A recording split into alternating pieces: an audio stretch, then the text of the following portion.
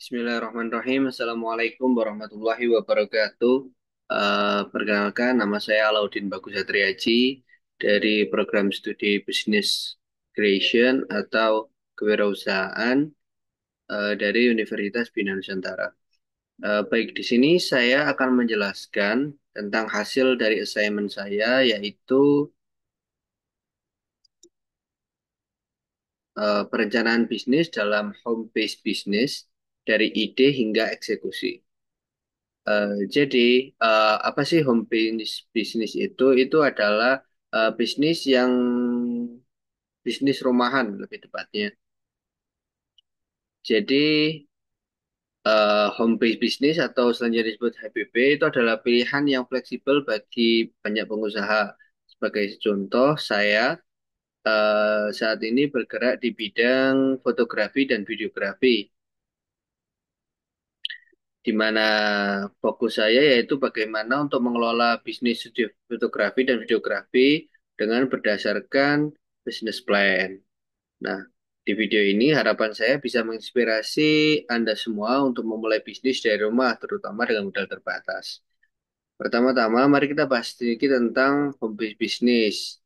Home based business itu adalah bisnis yang memiliki fleksibilitas yang tinggi karena dikerjakan dari rumah, tidak memerlukan pabrik dan sebagainya, lalu dengan biaya operasional yang rendah, sehingga sangat cocok untuk pengusaha yang baru memulai usahanya atau individu yang eh, memiliki keterbatasan modal atau keterbatasan tempat. Tapi di balik kelebihannya, home based business juga memiliki banyak tantangan. Salah satunya adalah eh, ruang operasional yang terbatas. Lalu kesulitan untuk memisahkan, kadang ada kesulitan untuk memisahkan hubungan pribadi dan bisnis, sehingga kepercayaan konsumen dalam bisnis rumahan itu cenderung rendah dibandingkan dengan bisnis yang memiliki kantor atau ruang pamer fisik atau semacam toko seperti itu. Oleh karena itu, butuh strategi yang matang yang diperlukan untuk mengatasi kendala ini. Nah, disitulah peran sebuah business plan dilakukan.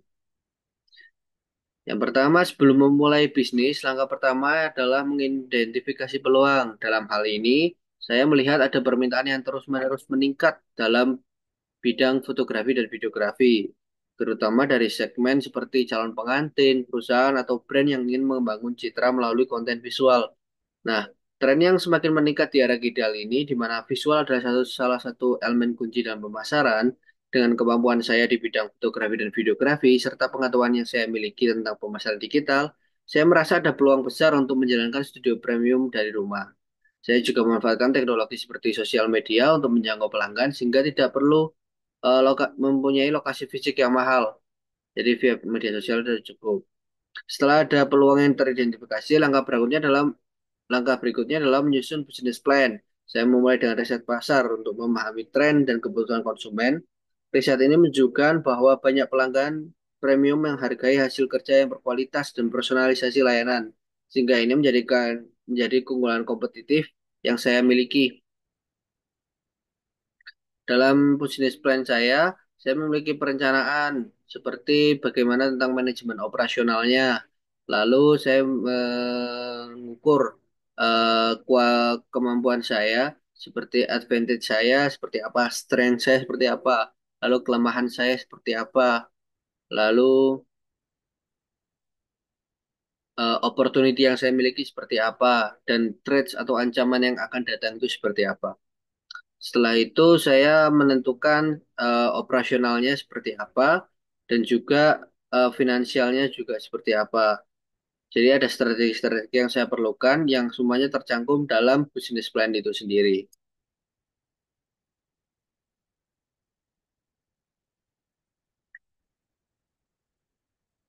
Nah, seperti contoh di sini business plan membantu pengusaha untuk memproyeksikan kebutuhan modal, memperkirakan biaya operasional serta mengelola keuangan dengan lebih terukur. Ini sangat penting karena usaha rumahan umumnya dimulai dengan sumber daya yang terbatas. Jadi rencana bisnis memandu proses eksekusi termasuk strategi pemasaran, distribusi produk, dan manajemen hubungan pelanggan. Dengan perencanaan yang matang, setiap tahapan mulai dari ide hingga eksekusi dapat dilaksanakan dengan lebih terukur, efisien, sehingga meningkatkan peluang kesuksesan bisnis.